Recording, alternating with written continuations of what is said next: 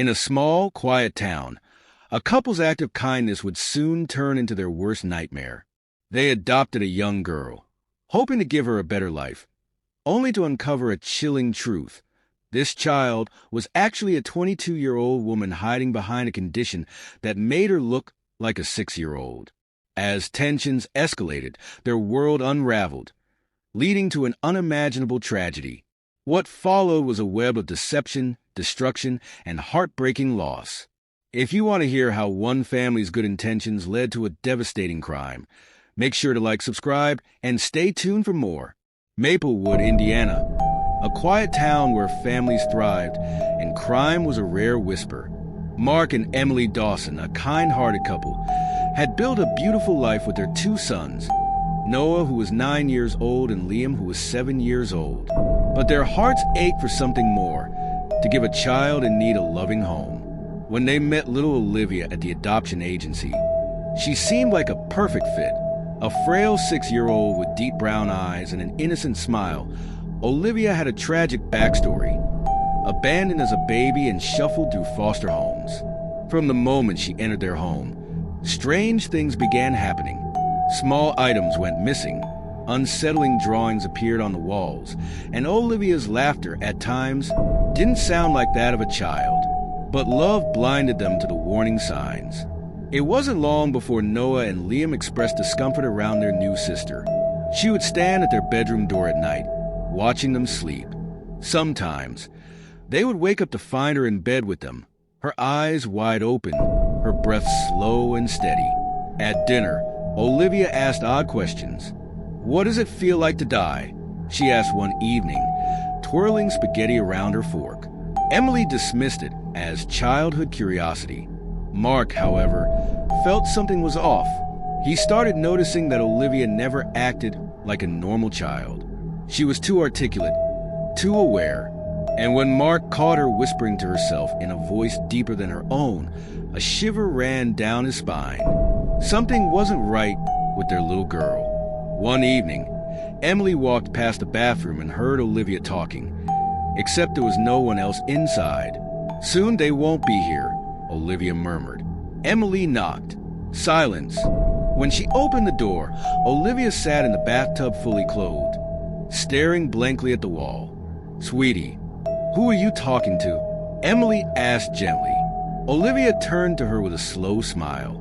"Just my friend." Chills ran through Emily, but she forced a laugh. "Okay, time for bed." Later that night, Mark found small, deep scratch marks on the bathroom tiles, like someone had been carving them with their nails. Noah and Liam became more withdrawn. They avoided Olivia, whispering about her at night. Then, one morning, Emily found a note in her son's handwriting. "Mom, she's not a kid. Please listen to us before it's too late." Emily's heart pounded. The words were desperate. She confronted Noah, but he clammed up. Liam started crying. Meanwhile, Olivia stood at the doorway, smiling. "Are we talking about me?" she asked sweetly. Emily forced a smile. "Of course not, honey." But inside, panic set in. What if her boys were right? Mark jolted awake to the sound of whispering. He turned to see Olivia standing at the foot of their bed, staring at them in the dark. "Olivia," he asked, his voice groggy. "I can't sleep," she whispered. Emily sat up. "Sweetheart, you shouldn't be in here. Let's get you back to bed." As she led Olivia back to her room, Emily noticed something. Olivia's feet were dirty, as if she had been outside. The next morning, Noah found something disturbing outside his window. A collection of dead birds, carefully arranged in a spiral pattern. After the unsettling events, Mark decided to install a lock on the boys' bedroom door. Emily hesitated, but fear overruled guilt. That night, they heard soft footsteps outside the boys' room. Then, a slow rattling of the doorknob. From the other side of the door, Olivia giggled. Mark rushed out of bed and found Olivia standing there, her small fingers still on the doorknob. "Why are you out here, sweetheart?" he asked, his voice calm but firm. She tilted her head. "I just wanted to play." Her grin sent a shiver down his spine. Something was terribly wrong. Emily couldn't shake the feeling that Olivia was hiding something. While cleaning Olivia's room, she discovered a small notebook tucked under the mattress. Flipping through the pages, she gasped. The entries were disturbing. Childlike drawings of their family. Except in each picture, Olivia stood smiling while Mark, Emily, and the boys had their eyes crossed out. In another entry, she had written in shaky handwriting, "They don't belong. Only I do." Emily's hands trembled. She snapped the journal shut and rushed to show Mark. Olivia watched from the hallway, an eerie smile stretching across her lips. One evening, while giving Liam a bath, Emily left for just a second to grab a towel. When she returned, she froze. Olivia was in the bathroom, standing over Liam, holding his head under the water. "Olivia!" Emily shrieked, yanking Liam out of the tub. The boy gasped, coughing up water. Olivia stepped back, her face blank. "I was just playing." Mark rushed in. When Emily told him what happened, Olivia's lips quivered. "I just wanted to see how long he could hold his breath." Emily held Liam tightly, her heart pounding. Something had to be done. That night, Emily barely slept. Every creak in the house set her on edge. Around 2 a.m., she heard whispers coming from the hallway. Carefully, she crept out of bed and peered through the slightly open door. Olivia stood outside the boys' bedroom, murmuring to herself. Emily's breath hitched as she listened. "They don't belong here. They don't belong here. Soon, they'll be gone." Emily's heart pounded. Olivia turned suddenly, her wide eyes meeting Emily's. A slow, unsettling smile crept across the girl's face.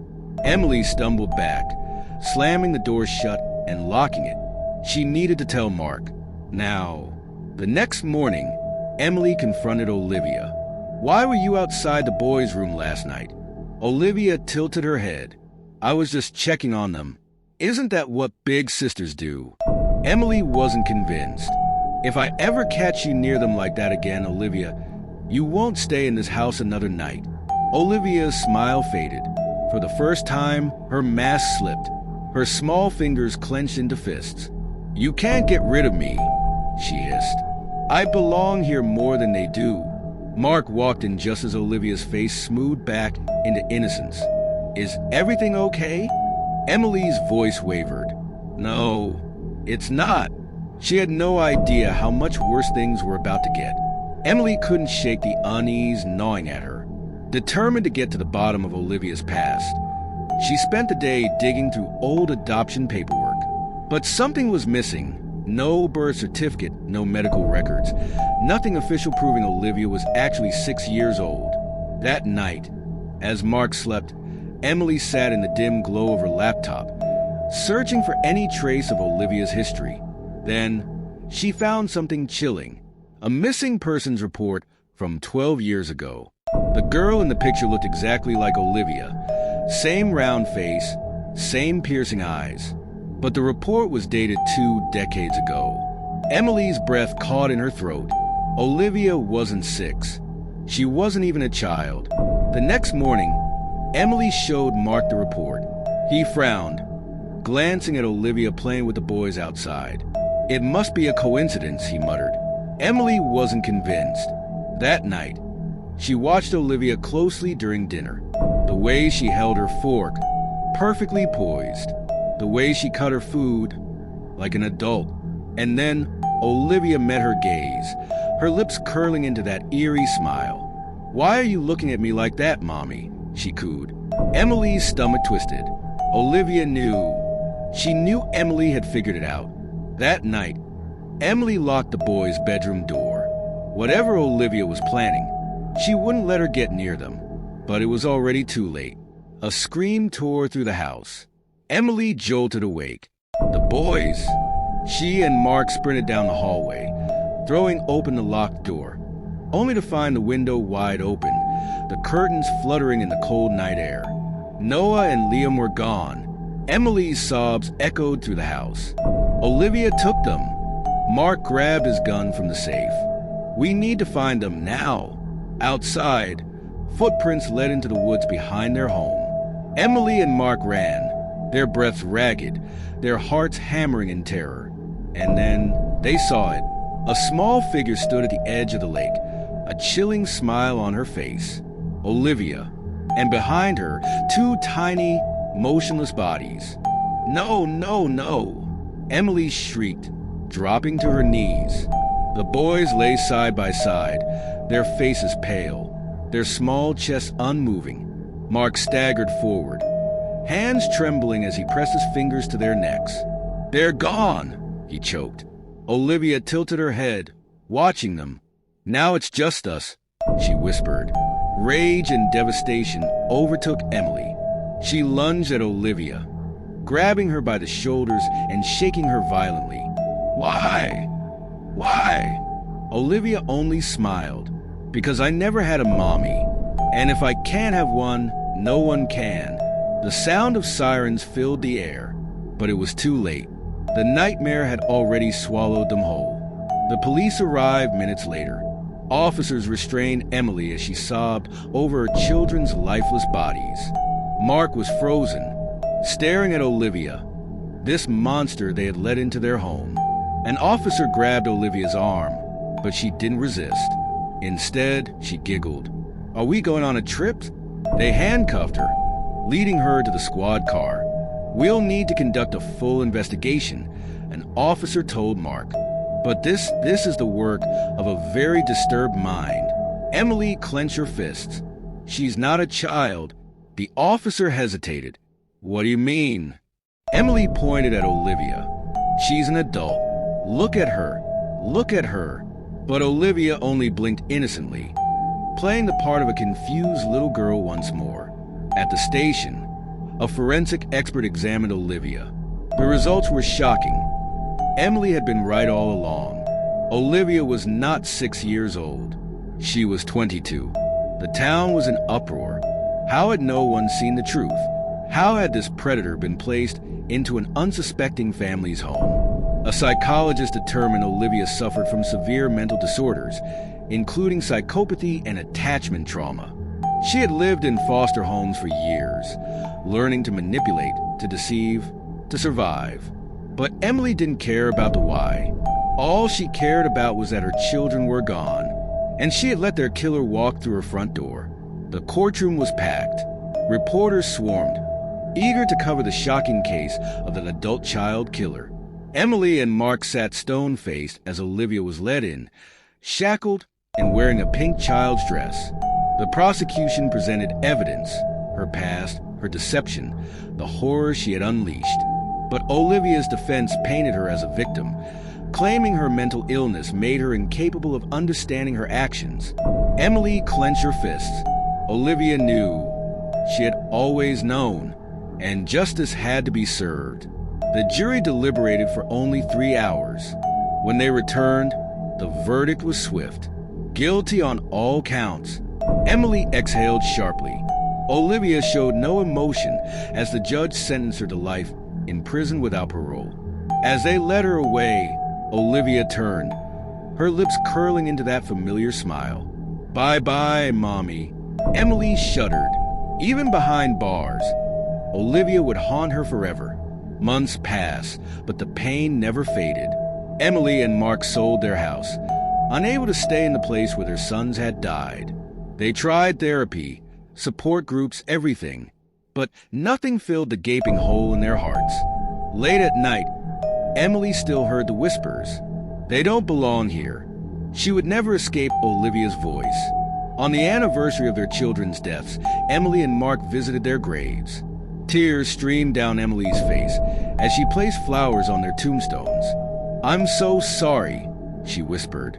Mark squeezed her hand. "We were trying to do something good." Emily nodded, but goodness hadn't saved them. As they turned to leave, a cold wind swept through the cemetery, and for just a moment, Emily swore she heard soft laughter behind her. She spun around. No one was there, but Olivia's shadow would always linger.